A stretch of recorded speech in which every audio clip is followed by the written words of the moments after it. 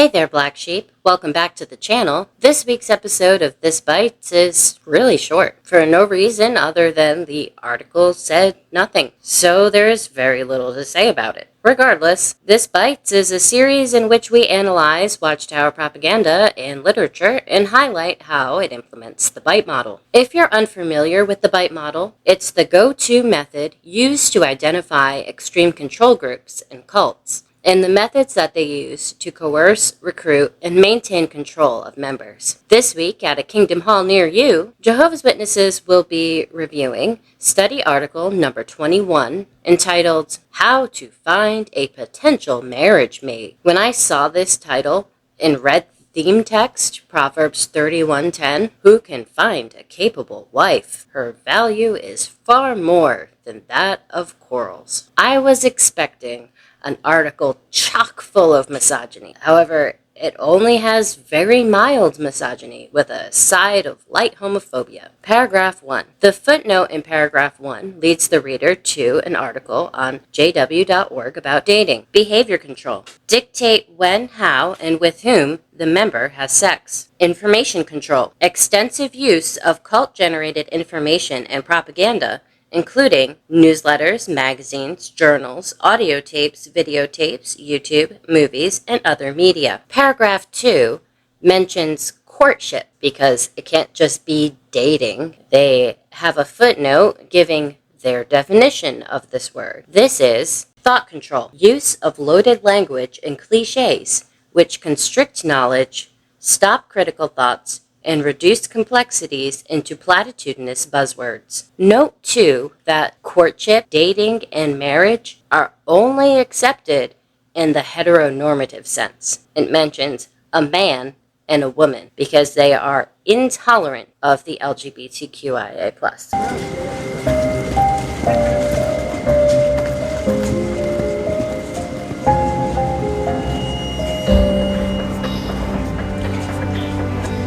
Shall I put it in the bag, or do you want to wear it now? No, thank you. What's wrong, honey? You got something against them?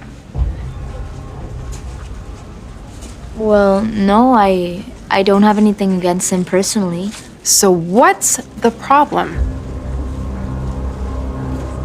I respect that they have a right to choose their lifestyle, but as a Bible reader, Excuse me!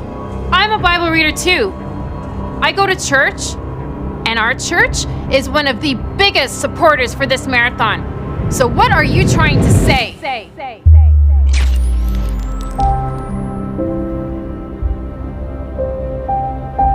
Well, I'm one of Jehovah's Witnesses, and we believe the Bible teaches sex is for a man and a woman who are married. Intolerant people. Subheading 1. Finding a suitable mate. Paragraph 3. Any potential mate should be a baptized Christian, but not every baptized Christian will be a good marriage mate for you. Behavior control. Dictate where, how, and with whom the member lives and associates or isolates. Paragraph 4 tells Jehovah's Witnesses to pray for patience and tell Jehovah the qualities that they want in a mate. It says, Jehovah promises to continue caring for your physical and emotional needs. Physical? Emotional? In the mid-1960s, when I was pioneering, the political system was changing rapidly in the country, making it difficult for brothers to maintain their neutral stand. Brothers were beaten, their Bibles and literature burned for refusing to buy political party cards. They burned down the brothers' homes and Kingdom Hall in my area. I was stopped because of not having a political party card. They tied my hands and started beating me severely. I was battling my depression. I was feeling so sad. I really needed Jehovah's help to figure out what was going on with me. I remember getting ready, dressed for the meeting, and I was fine, getting dressed for a meeting, about to walk out the door, but I couldn't. There was this overwhelming fear that came over me and overwhelming sadness that came over me. And I just lost it. I just started crying. I couldn't get myself together. I guess your marital status is higher priority than the issues those witnesses were facing. Thought control, teaching thought-stopping techniques, which shut down reality testing by stopping negative thoughts and allowing only positive thoughts, including denial, rationalization, justification, wishful thinking, praying. Paragraph 5 tells Jehovah's Witnesses that they need to have plenty to do in the work of the Lord. They need to spend time with a variety of brothers and sisters, and you will not only enjoy upbuilding association, but also have opportunities to meet other single ones who, like you, are focused on serving Jehovah. And as you do your best to please Jehovah, you will experience true happiness. Behavior control. Major time spent with group indoctrination and rituals and or self-indoctrination, including the internet. Minimize or discourage access to non-cult sources of information, including keep members busy so they don't have time to think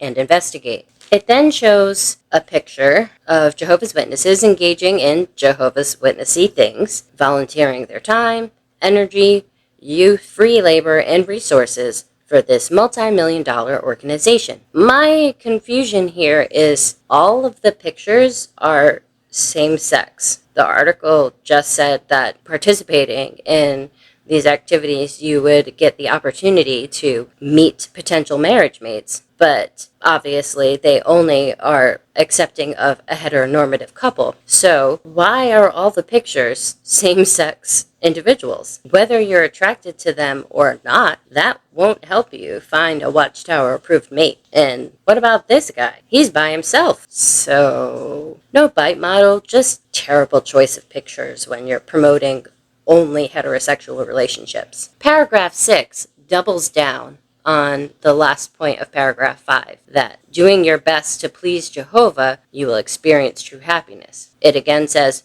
true happiness depends on your relationship with Jehovah. And while you're single, you may have more freedom to expand your ministry. Make the best use of this time. This is, again, encouraging major time spent with group indoctrination, and this benefits them, the Watchtower Bible Tract Society, the governing body, far more than the actual individuals engaging in these activities. They spend so much time working for the Watchtower Bible Tract Society that they don't get to work on hobbies, personal interests, personal growth, the things that would make them happy, unique individuals.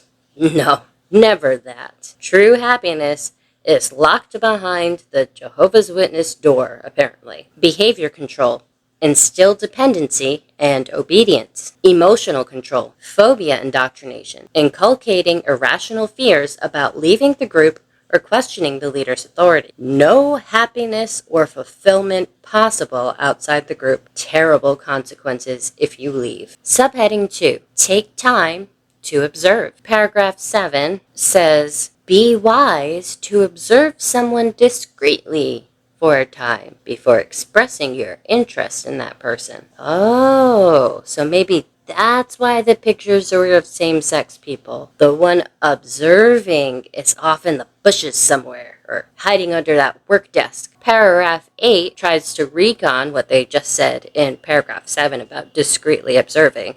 And it tries to say in what settings stalker-like behavior is appropriate for observing a potential marriage mate. At congregation meetings or at social gatherings, you may notice things about this person's spirituality, personality, and conduct. Who are his friends? And what does he talk about? Are his goals compatible with yours? Why wouldn't you just ask him that? You might speak to his congregation elders, not him, no, his congregation elders, or other mature Christians who know him well. You might ask about the person's reputation and qualities. Like, really do your research. Why stop there? Why not hire a personal investigator? I jest. The trouble with this is Jehovah's Witnesses never really know who their marriage mate is until they're married and stuck together. Information control. Encourage spying on other members. Impose a buddy system to monitor and control members. Report deviant thoughts, feelings, and actions to leadership. Ensure that individual behavior is monitored by the group. The reason I say they don't fully know their marriage mate until they live together is because they don't fully know themselves, because their authentic self has been suppressed by the Watchtower's new personality. He changed his friends, he changed his life, he changed his dress and grooming, he changed his speech patterns, he changed the way he was a grandfather, he changed the way he was a father, he changed the way he was a husband. Everything changed. Even this encouraged spying won't help, because Jehovah's Witnesses are constantly keeping up appearances with each other. There's always a front and an underlying fear of judgment. Paragraph 9 says, before approaching someone, you do not need to be convinced that you will marry that person, but you should be convinced that you are ready for marriage and that the other person could be a suitable mate for you. No bite model. Just wanted to mention that this puts absolutely no pressure on a relationship at all, knowing that you're working to hit this checklist in someone else's mind, or their suitable marriage mate, or their capable wife. Paragraph 10 just says, don't lead other people on. They'll repeat this later on in the article. Paragraph 11 says, even with arranged marriages in other cultures, that getting to know a person is still important, but a close relationship with Jehovah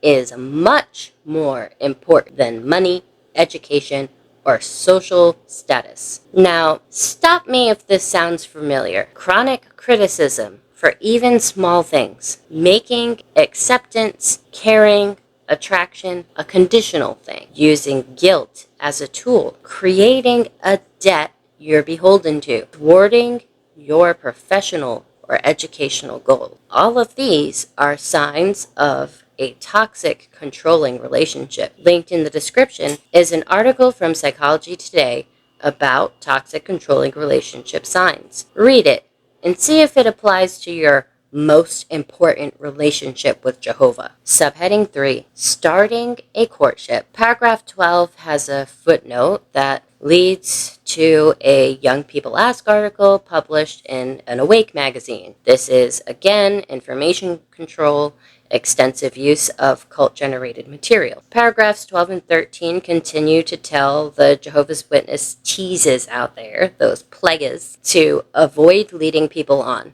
Subheading 4, how can others support single Christians? Paragraph 14 tries to tell Jehovah's Witnesses not to tease, or ask personal questions, or make assumptions about singles, having a harmless conversation at the Kingdom Hall.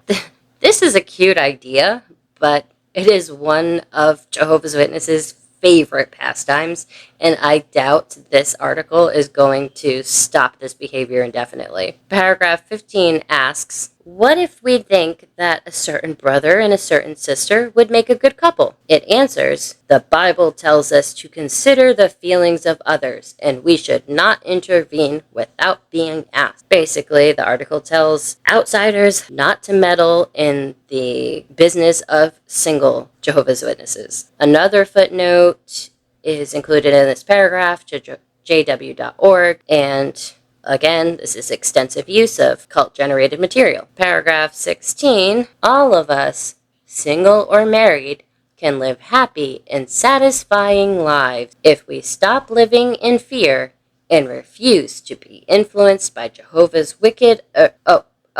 nope, that's not in there. Don't want to be like the Watchtower or the Pharisees and just come up with my own understanding. In actuality, the paragraph says, continue focusing on your service to Jehovah. Again, this is major time spent with group indoctrination and or self-indoctrination to keep members busy so that they don't have time to think and investigate. And the article ends with a genuinely sad quote. It says, compared with the time you spend with your spouse in paradise, the time being single is relatively short. Treasure that time and make good use of it. This is one of the reasons I do this. I knew some smart, wonderful people when I was a Jehovah's Witness. And some of those people sacrificed so much for a future paradise, some future happiness. So many Jehovah's Witnesses right now are living their life on pause, not engaging in hobbies or engaging in personal pursuits, choosing to remain single or childless. I was close with one super smart and admirable lady who gave up a career in the FBI and whose marriage fell apart because of this cult. And the sad part is, they all think it's the right thing to do for God. They all justify their losses in this way. It's okay to believe in a paradise or an afterlife, but your time, your life right now is precious. If you believe in a God or not, you were given this gift of consciousness to make connections now and to find happiness. It's cliche, but live your life to the fullest. Don't you think the governing body are, with their free lodging, no real bills, and no real jobs? Anyway, before this turns into venting, that brings us to the end of the article, so let's tally up the score. We have 5 for behavior control, 5 for information control, 2 for thought control, and 1 for emotional control. That's a total score of 5,521, a number equal to how many potential mates you miss out on by following the advice in this article. Thank you so much for watching. The next 2 weeks will either be videos like this or no videos because I am currently moving. I'm in the middle of packing and